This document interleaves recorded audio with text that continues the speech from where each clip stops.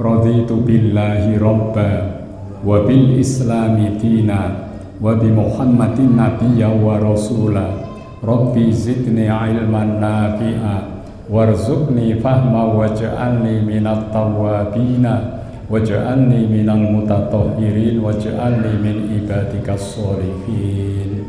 Amin ya rabbal alamin.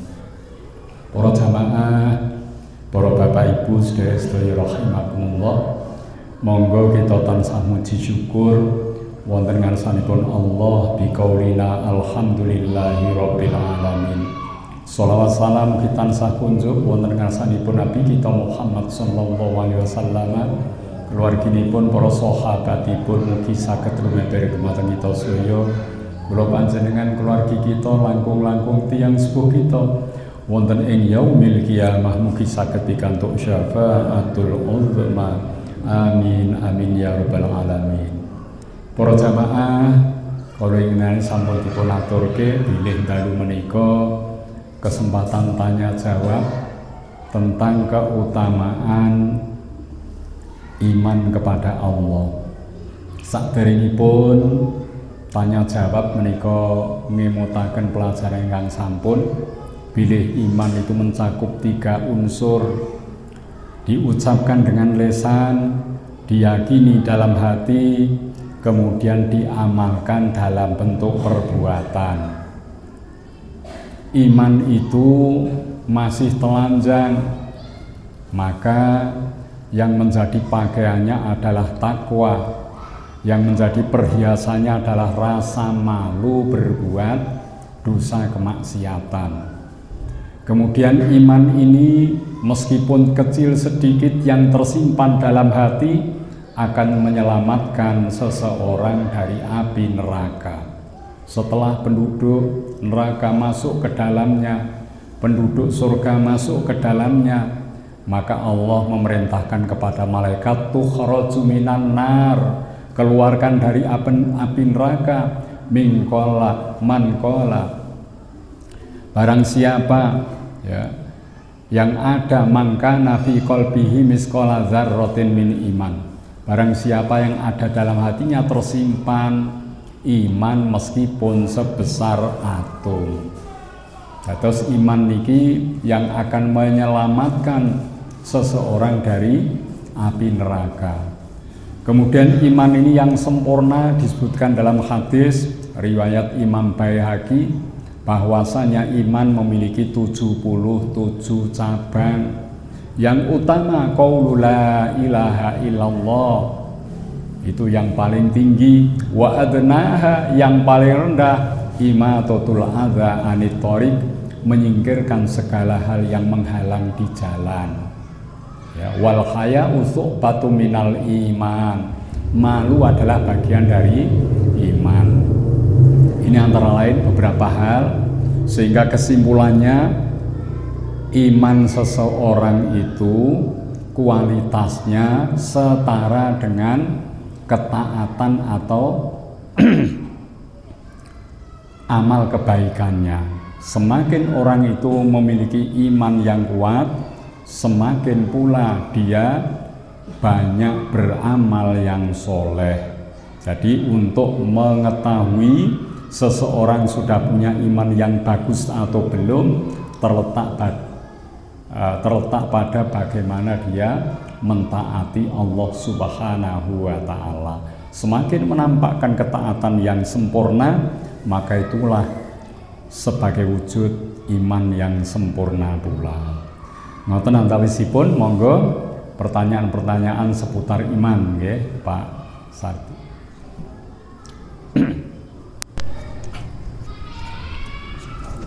Assalamualaikum warahmatullahi wabarakatuh. Waalaikumsalam warahmatullahi wabarakatuh. Ada ucapan kadang iman kadang naik kadang turun ngaten nggih Pak nggih. Lajeng kalau iman sedang turun menika kenapa turun nggih Pak? Ya. Lajeng kalau kita beriman, lajeng kita berbuat zalim kepada seseorang. Seseorang yang kita zalimi itu sudah meninggal. Ya. Bagaimana kita meminta maaf, atau kira-kira perbuatan apa supaya kelak di hisabnya itu nanti kita ya Pak ya, ringan gitu, tidak orang yang menzalimi sudah memaafkan kita. Mengatakan pertanyaan kula Pak, matur nuwun. Terima kasih Pak Supari. Dados sampun dipun terangake kala winginane, bilih iman itu sebetulnya tidak naik tidak turun. Yang naik turun itu adalah refleksi iman. Karena iman itu percaya, hanya dua, percaya apa mboten percaya. Lah niku mawon. Ragu-ragu termasuk tidak percaya. Nah, jadi iman itu sebetulnya tidak bertambah, tidak berkurang, tapi wujud refleksi amal perbuatan kita yang menunjukkan keimanan bisa kadang bertambah, bisa kadang berkurang. Mila wonten ucapan tadi, al imanu yazidu wa yanqusu. Iman itu bisa bertambah, bisa berkurang. Itu yang dimaksud bukan imannya, yang bertambah adalah segenap ketaatan-ketaatan semakin banyak. Itu berarti menunjukkan iman seolah naik, padahal percaya itu ya onone amuk kali, percaya ataupun tidak bisa bertambah maupun berkurang. Sangat percaya dengan percaya itu sama. Nah itu nggih, dados ingkang tambah niku wujud ketaatan, wujud hal-hal baik yang dilakukan. Mila pancen wonten keterangan yazidu wa yanqusu, ya, selalu kadang bertambah, kadang berkurang. Kenapa iman bisa bertambah? Kalau seseorang banyak melakukan ketaatan, kebaikan, maka iman akan semakin bertambah. Kalau seseorang banyak melakukan dosa, kemaksiatan, maka iman bisa semakin berkurang. Jane sing imane kepercayaan itu tetap, yang berkurang adalah nopo? Wujud amal yang dilakukan. Nah itu ya, jadi niki sing tambah maupun kurang itu bukan imannya. Kalau iman itu tetap onone namung percaya napa mboten percaya. Nggih. Kalau orang tak percaya, dipaksakan percaya, tetap nilainya tidak percaya. Karena orang-orang munafik seperti itu. Mula niki wau, kalau kita sering melakukan hal yang baik, kumpul dengan orang yang baik, maka inilah iman dipandang bertambah. Kalau kita sedang malas berbuat baik, bahkan perbuatan menjurus kepada hal-hal yang dosa, kemaksiatan, itulah dikatakan imannya sedang turun. Ya, jadi pengamalan iman turun. Sebabnya itu, ya, sebab niku. Ya. Selajeng nek kula panjenengan nggadahi perbuatan buruk, kezaliman pada orang lain, orangnya sudah meninggal. Bagaimana cara menebusnya? Niki winginane mau diterangke tenggene pengajian ibu-ibu, ya. Bahwasanya orang yang berbuat zalim pada orang lain itu bisa terkena kafaroh. Kafaroh itu apa? Kafaroh itu ya denda, sanksi. Apa sanksinya? Dia harus memohonkan ampun kepada orang yang dizalimi secara terus-menerus. Nah niku nggih. Nah mulane kula jenengan kala riyen pun nate diaturke nek ndonga sampun ngantos kanggo awake dhewe. Ya Allah, ampunilah dosaku, itu penting. Ampuni dosa orang tuaku, penting. Ampuni dosa para jamaah, guru-guru kami, murid kami, penting. Tapi hal yang selain itu perlu kita lakukan, ampuni dosa-dosa orang yang pernah kami zolimi. Nah itu caranya seperti itu. Jadi kita mohonkan kebaikan untuknya. Ya, yang semacam ini kalau doa kita diterima, dia dihapus segala macam kesalahan dan dosanya karena doa kita, maka keburukan kita kepadanya sudah impas. Nah, caranya ngoten niku. Saged ugi panjenengan kok pernah misalnya hutang dan tidak membayar kepadanya, maka hutang yang masih tertanggung karena dia sudah meninggal dimasukkanlah ke kotak amal masjid ini. Ini infak atas nama seseorang yang pernah kami pinjami uang tapi tidak kami kembalikan karena tidak ada sanak kerabatnya. Masukkan, mungkin jumlah lebih besar dari yang kita pinjam. Itu cara-cara untuk nebus jika kita memiliki perbuatan salah atau zalim kepada orang yang telah meninggal ya. Kadang-kadang wonten sing mboten kula panjenengan sengaja, mungkin di jalan raya delalah oleh numpak kendaraan rada nyerempet tiyang, wong kaget tenan. Padahal kula jenengan wis ra rumongsaan, wis pancen lalu lintasnya padat, rada nyerempet meh ketabrak niki termasuk kita telah menzalimi orang lain, tidak disadari. Maka doa yang paling bagus, ya Allah, siapapun yang pernah kami zalimi sengaja maupun tidak, kami mohon ampun untuknya ya Allah. Lho ngoten niku. Dados sinten mawon sing mboten sengaja kula njenengan mboten nyadari, itu tergolong yang mendapat ampunan. Soalnya niku kadang-kadang nggih ngoten niku. Menurut kula njenengan prilakune wis sapi, orang ganggu wong, ternyata banyak orang tersinggung karena sikap kita, terganggu karena perbuatan kita. Lah ngoten niku saged dipun cover mawi donga ingkang kados ngoten. Niku nggih kalih tiyang sepuh nggih ngoten. Kula njenengan dereng sempat berbakti dengan baik kepada orang tua. Keburu kedua orang itu sudah meninggal. Padahal sekarang kula njenengan berlimpah harta. Bagaimana cara membalasnya? Jenengan sedekah atas nama orang tua. Infak, wakaf, Al-Quran untuk masjid ini atas nama orang tua saya. Lalu itu luar biasa. Yaitu cara-cara yang bisa kita lakukan untuk membalas perbuatan zalim kita kepada orang yang telah meninggal dunia. Ngoten nggih? Monggo wonten malih pertanyaan seputar iman sebaiknya nggih kersane mendalam nggih. Soal ini penting. Kula njenengan nek imane hanya tampak di permukaan, tidak masuk dalam hati. Amale nggih ngoten. Amal mboten saged mantep. Pokoke ya salat jamaah dilakoni hanya wis pokoke napa ketoke apik ngoten mawon nggih. Ucapan diatur supaya tidak ya menyinggung perasaan orang, hanya di luar saja. Tapi nek iman itu sudah tertanam di dalam, tidak hanya itu. Dia semangatnya untuk beramal soleh sangat tinggi. Kula panjenengan saged mirsani sejarahipun para sahabat Rasul. Ada tawaran perang. Hari ini kita telah ditantang oleh orang-orang Romawi. Peperangan jauh tempatnya. Perang Tabuk niku waduh niku nggih. Ya, padahal sedang terjadi paceklik. Bagaimana ini? Semuanya telah menyadari itu dan mengumpulkan jumlah harta untuk perang Tabuk. Harta dikumpulkan, yang punya kurma disumbangkan, yang punya harta bahkan separuh hartanya, seluruh hartanya dikumpulkan untuk biaya perang itu. Padahal itu musim paceklik, sampai terjadi satu buah kurma ini dimakan oleh 2 orang. Panasnya terik, sampai berangkat perang itu sebelum sampai tempat tujuan banyak yang meninggal karena panas ini. Bagaimana sahabat menyambut? Semuanya tidak mau tertinggal untuk membela agama Allah. Bahkan yang sakit, wahai Rasul, kami ingin bergabung denganmu membela agama Allah, tapi kondisi kami seperti ini. Yang enggak punya kendaraan, wahai Rasul, kami ingin bersamamu dalam peperangan bela agama Allah, tapi tak ada tersedia kendaraan untuk mengantarkan kami ke sana. Lalu semuanya merasa terpanggil. Itulah tanda iman telah tersimpan kuat dalam hati. Nek imane mung hanya lesan saja, hati mboten nggih angel niku. Angel niku nggih.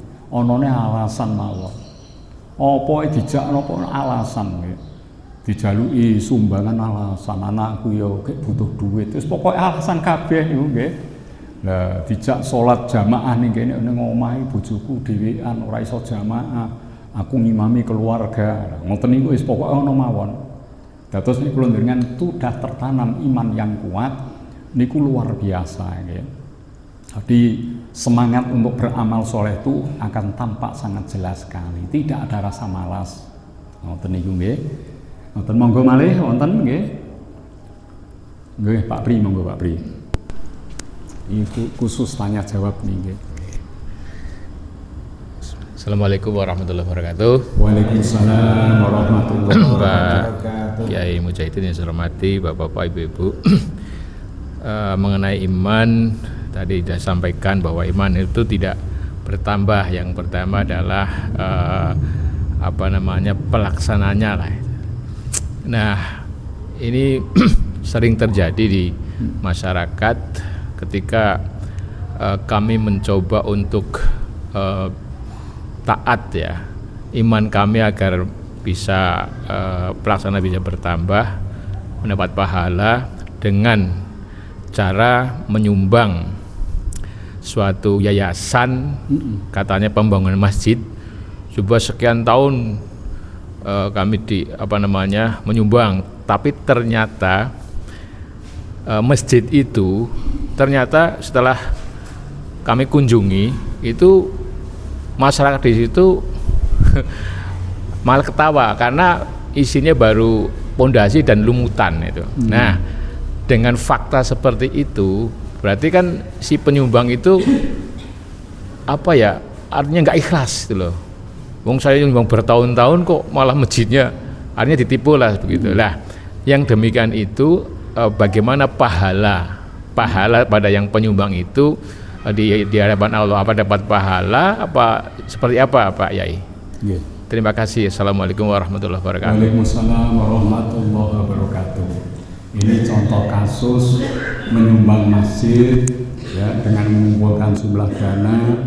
Awalnya ikhlas karena untuk masjid ini suatu kesempatan untuk investasi akhirat. Tapi ternyata setelah dikunjungi masjidnya tidak seperti yang disampaikan. Ternyata mungkin uang dipakai oleh yang bersangkutan, mungkin seperti itu. Ini bagaimana kemudian berubah niat?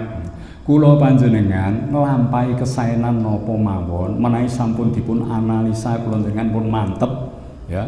Maka keluarnya uang kita, misalnya tadi sumbangan untuk masjid ya, itu kita kuatkan niat untuk menyumbang masjid. Adapun ternyata suatu saat kita melihat masjidnya tidak seperti yang disampaikan, itu persoalan yang lain. Jadi di sini niate panjenengan untuk beramal berinfak itulah yang dirawat oleh Allah menjadi suatu modal yang akan dibalas dengan sesuatu yang sangat tinggi. Lah niku terus nyatane ngene diapusi, itu hubungan dia dengan Allah yang ngapusi. Tapi kula dengan amal yang berniat memang benar-benar untuk masjid itu, kalau memang ikhlas tidak ada perubahan, meskipun keadaan berubah seperti itu, Allah menghargai niat itu. Niat ini kok sami ugi kula dengan pengen haji, daftar kok 34 tahun nyandak apa ora, lamun nyandak awak wis ya loyo tenanan wis ra iso rono repot niki. Meskipun tidak sempat kita berkunjung ke tanah suci untuk haji, niat yang besar itu sudah nilai Allah dengan pahala yang besar. Mungkin kalau jenengan derek ada travel haji yang sekali bayar 350, 450 langsung berangkat, ternyata paspornya bukan paspor yang legal, niku urusane piyambake kalian ya. Persoalan niku nek kula jenengan wis anu ya, itu menjadi sesuatu yang dibalas dengan balasan yang besar. Tapi nek kula jenengan ngertos memang ini tipu-tipu untuk mengelabui supaya bisa cepat berangkat sekarang, paspor yang legal itu dijual, direkayasa, niku kula jenengan wis ngertos itu dosa. Tapi kalau kita nggak tahu, memang taunya itu suatu yang legal ya, ternyata ada masalah yang tersembunyi di dalamnya yang kita tidak mampu untuk mengetahuinya, kula jenengan tetap berpahala besar. Tadi niat ini luar biasa. Mulane teng kitab Riyadhus Shalihin wonten ngeten. Kula jenengan nek saben enjing niku kersa niat ingkang sae, niat untuk melakukan hal yang baik, maka Allah akan menurunkan rahmat untuk kita. Walaupun itu mungkin belum bisa terlaksana. Mungkin sesuk niku kula arep ngresiki omah, besok niku kula arep ngantar anak mungkin ujian skripsi, besok itu ada nyumbang tetangga, kita akan ikut untuk ya nyumbang. Niki hal-hal baik jenengan rencanain delalah sesuk kok awake mriyang mboten saged nglampahi sedaya, niku pun diganjar kesaenan. Nah niku kula jenengan wis kulino salat jamaah teng mriki ya, jane ya tidak akan meninggalkan sholat jamaah. Ternyata jenengan meriang, suara habis, nggak bisa datang ke masjid karena itu, maka jenengan tetap mendapatkan pahala datang ke masjid. Jadi niat-niat besar itu tetap akan dihargai dan mendapatkan suatu imbalan yang besar. Sing saged nglakoni ngene malah wong Jepang. Wong kene dereng. Mriki niku nek olahraga nek mboten entuk napa niki prestasi juara ora dihargai. Tapi ning Jepang niku nek tontonan ning TV napa Pak jenenge mbiyen kae. Niku proses itu dihargai kok. Ada orang yang memang berjuang keras, ingin sukses tapi dia sudah harusnya itu sudah terlempar gagal tapi tidak mau gagal, tetap berjuang semata. Ini ada penghargaan Jepang. Nek Cina mboten. Cina niku kalau tidak meraih prestasi juara malah dihinakan itu ya, malah disiksa itu ya. Cina cara mengajarkan, Jepang ini proses itu dihargai. Lah kula jenengan teng ngene ajaran Islam ngoten, proses itu sangat besar nilainya. Proses niku tidak hanya hasil akhir saja. Lah niki sing kula panjenengan dereng bisa menghargai itu ya. Proses itu penting niku nggih. Anak-anak yang sekolah belajar itu proses, mereka tekun, mereka melakukannya dengan sungguh-sungguh walaupun hasil belum mencapai, ini proses perlu dihargai. Ya, perlu dihargai niku. Nah, terus niku wau menawi kula panjenengan kok nggak ada niat ingkang napa agung, niat yang tulus ikhlas meskipun ya, di luar yang kita ketahui ada hal-hal yang tidak benar, itu di luar istilahnya tanggung jawab kita gitu. Tapi nek kula jenengan ngerti niki wong tipu-tipu, proposale ketok palsu tapi jenengan tetep memberi. Lah ngeten iki kita salah nek ngoten niku. Kan nate wonten Masjid Al-Muttaqin niku pun mboten narik sumbangan, tapi proposal masih jalan di tempat-tempat jauh sana. Lah nek ngeten iki tiyang niku mboten ngertos, padahal itu mungkin fotokopi ya, mungkin stempelnya tidak asli, tidak konfirmasi dengan panitia pembangunan, akhirnya dia memberikan jumlah ya, sumbangan, ini pun bersalah ya, bersalah karena mendukung orang berbuat penipuan tadi. Lah niki mula teng perumahan kita sebaiknya ini RW memberi semacam label di rumah-rumah ya, tidak menerima sumbangan dalam bentuk apapun terkecuali telah mengetahui RT RW setempat. Lah ngoten niku penting nih, soalnya kata saking luar niku yo kalender yo sumbangan nopo nyuwun kadang-kadang itu tidak ya realistis ya, itu hanya tipuan-tipuan proposal gawe dhewe stempel ning pasar pramuka iso nyetempel dhewe. Lah ini akhirnya repot niki nggih. Dados niku kula dengan ngati-ati nek ngoten niku disuruh hati-hati, jangan sampai kita ikut terlibat dalam napa yo kebohongan seperti itu. Hati-hati nek memang meyakinkan dan kita sudah mempelajari semuanya kok masih saja ada suatu hal yang kita tidak mengetahui, niku mboten salah kula jenengan nggih. Mulane nek ya Asrori ngeten, nek lunga teng pundi mawon cawe sono duit receh, ada orang minta berilah ya, di Bank Ju niku wonten misale kok napa nika silver nika berilah, tapi sakniki kan iku dilarang karena mengganggu ya kelancaran lalu lintas. Zaman riyen wonten niku diken welas ya. Walaupun dia mungkin kaya, kan kita nggak tahu itu ya, taunya dia meminta, maka niat kita memberi itu sudah sesuatu proses yang dihargai dengan suatu kemuliaan. Ngoten nggih. Wonten malih monggo pertanyaan sanesipun. 77 cabang iman menika panjenengan waos nek wis dilakoni dicentang, lakoni centang itu penting niku. Soalnya kula jenengan niki nggih prestasine dari seperti itu. Niki kok belum, sebabnya apa saya kok belum bisa melakukan yang ini, dipun pikir tenanan. Bagaimana caranya supaya bisa melakukan yang nomor ini, ngoten niku. Dados nek nika kira-kira kok empun 60% atau lebih, berarti kula njenengan nek ditimbang niku wis kathah kesaenanipun. Tapi nek isih 50%, 50% belum diamalkan, 50 sudah nih baru paru-paru. Ya, apalagi baru 30% perjuangan harus. Kenapa tidak bisa melakukan poin ini, nomor ini, apa sebabnya, dipun analisa piyambak-piyambak. Ngoten nggih. Monggo wonten malih pertanyaan sanesipun Pak Sudarsono. Assalamualaikum warahmatullahi wabarakatuh. Waalaikumsalam warahmatullahi wabarakatuh. Nah, kita untuk menambah iman, kita pas waktu mau tidur, kadang kan, terus kita wudhu, terus kita sambil tiduran, sambil kita baca dzikir, tasbih. Tapi lama kelamaan ini saya nggak terasa, berarti tidur. Iya. Yang pertama itu. Iya.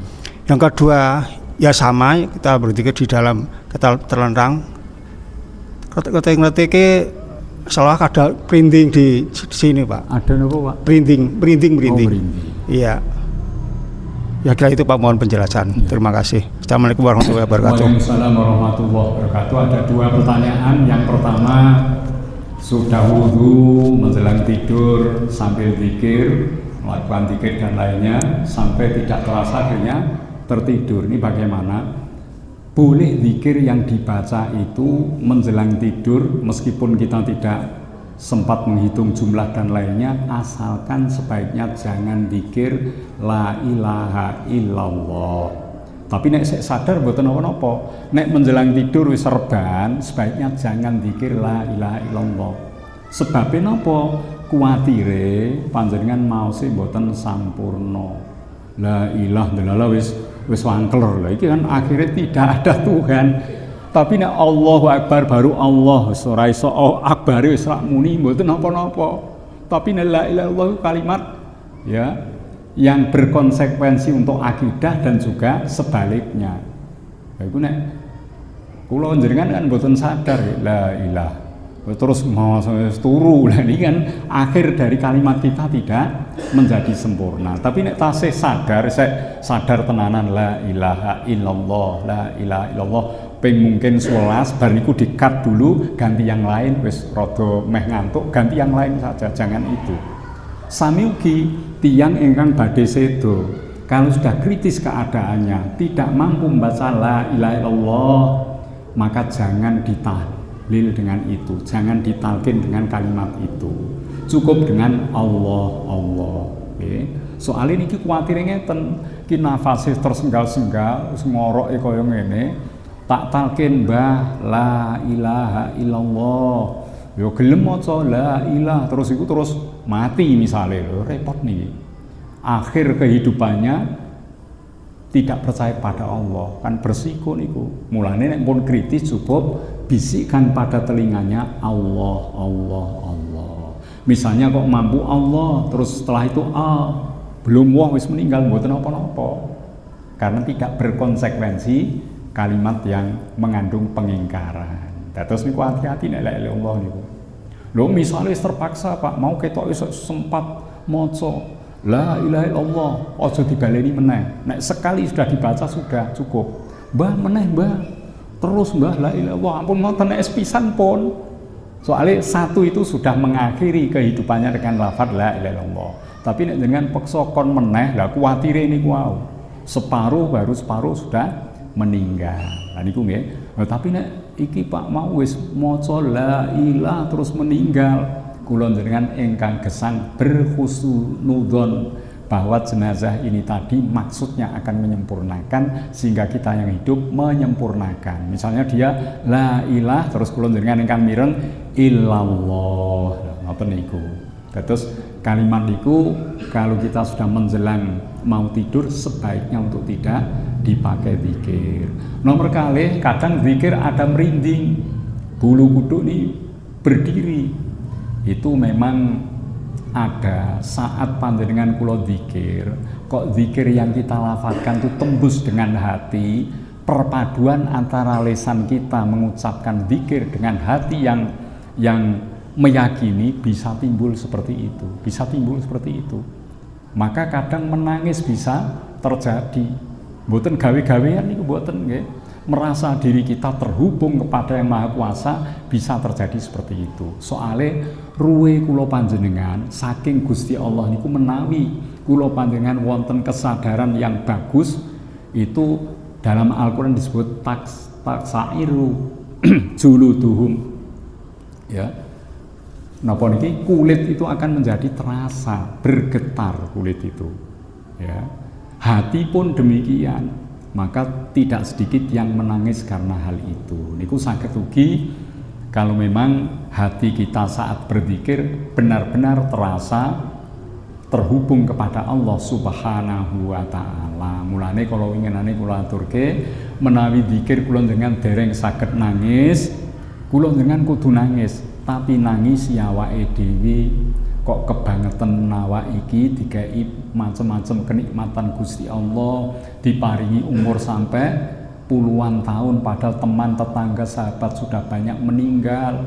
Kula njenengan tasih paringi nikmat, tasih paringi gesang, kok ya mboten saged nyebut asmane Allah kanthi khusuk, ditangisi awake dhewe niku. Sebabe napa tangisi dhewe? Jadi bukan nangis karena zikirnya, pertama menangisi diri sendiri. Lah mengke lama kelamaan nek kula panjenengan sampun saged nangisi awake dhewe, insyaallah nanti terbuka dan akan dengan sendirinya zikir membawa tangisan untuk diri kita. Betapa nama Allah yang agung, yang dulunya kita pernah bersaksi di hadapannya waktu kita diangkat janji oleh Allah, alastu birabbikum qalu bala syahidna. Kok sakniki bertahun-tahun kita lupa kepada Allah, itu nanti akan terasa sendiri. Terus niki pancen perlu proses, perlu latihan.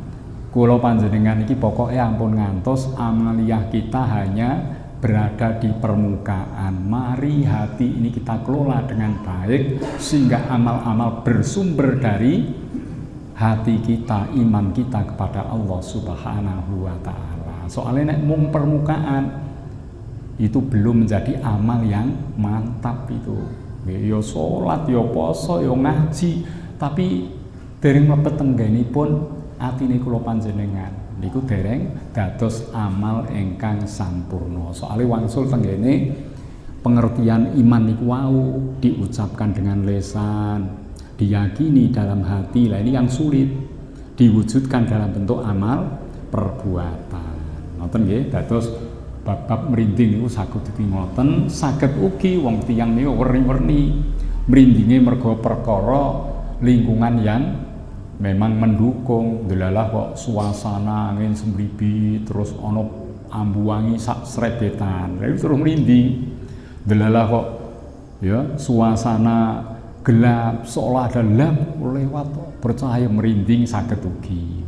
Masalah-masalah ngoten kathah. Tapi nek panjenengan zikir tadi benar-benar itu sedang tersambung kepada Allah, maka bisa jadi rasa seperti itu akan dialami. Ya. Itu disebutkan dalam Al-Quran. Mengke kula share ayatipun nggih. Ya, jadi kulit itu akan ikut terpengaruh dengan zikir yang sedang kita ucapkan. Ini sampun adzan nggih. Nggih, menawi wonten malih mangke dipun kintun mawon lewat WA, insyaallah bisa kita lanjut untuk tanya jawab lewat grup WA. Insyaallah yang akan datang kita akan teruskan pada keutamaan wudu. Nek mboten lepat nggih niki kula mboten betul kitabe. Monggo sarengan kita akhiri kanthi maos kafaratul majelis. Dados nek majelis kula njenengan ngeten menika wonten lepat dosanipun oleh ngomong ora pas, menika kanthi kafaratul majelis akan dihapus semua kekhilafan kesalahan kita. Ngoten nggih. Subhanakallahumma wa bihamdika asyhadu an la ilaha illa anta astaghfiruka wa atubu ilaik. Makaten bila anggen matur wonten kekirangan nyuwun pangapunten, wallahul muwaffiq ila aqwamit thoriq. Wassalamualaikum warahmatullahi wabarakatuh.